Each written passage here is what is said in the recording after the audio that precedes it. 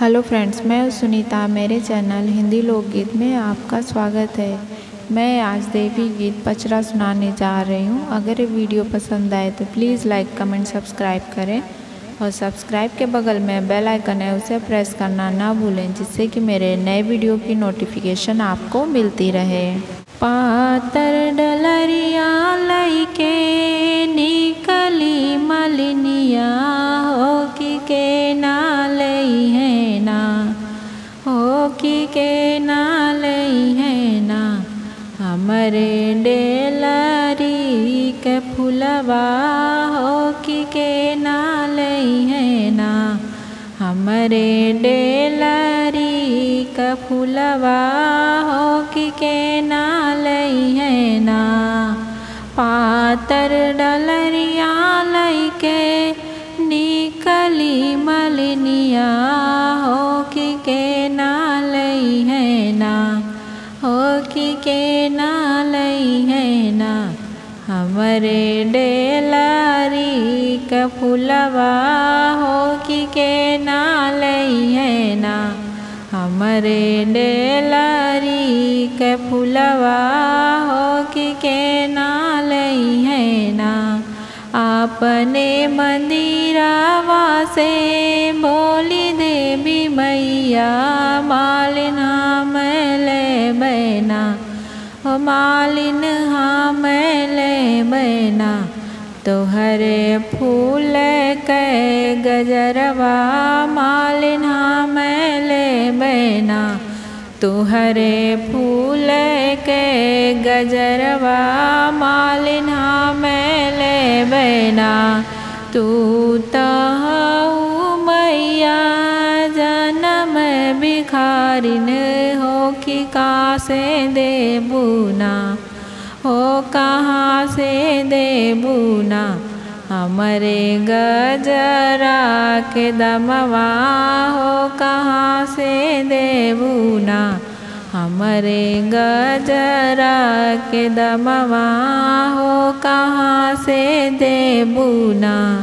ओ हीरे सुहागिन के मंगिया जुड़वा उब मालिन होई दे है ना, ओ मालिन होई दे है ना। तोहरे गजरा के दमवा मालिन होई दे है ना, तोहरे गजरा के दमवा मालिन होई दे है ना। पातर डलरिया लइके निकली मलिनिया हो के लई है ना, हो के लई है ना। हमरे डेलरी के फुलवा हो के ना लई है ना, हमरे डेलरी के फुलवा हो के ना लई है ना। अपने मंदिरवा से बोली देवी मैया मालिन हम ले बैना, ओ मालिन हम ले बैना। तोहरे फूल के गजरवा मालिन हम ले बैना, तोहरे फूल के गजरवा मालिन हम ले बैना।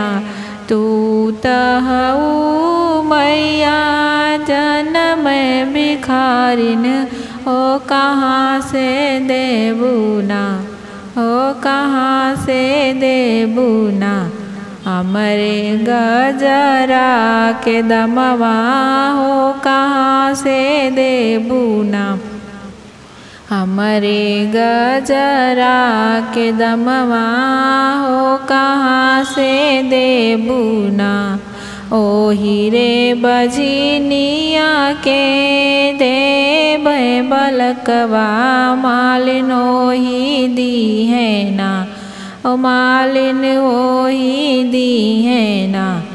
तुहरे गजरा के दमवा मालिन ओही दे है ना, तुहरे गजरा के दमवा मालिनो ही दी है ना।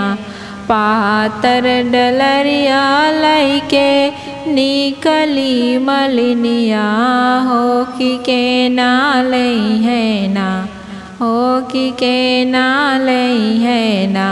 हमरे डेलरी के फुलवा हो कि के नाले है ना, हमरे डेलरी के फुलवा हो कि के नाले है ना।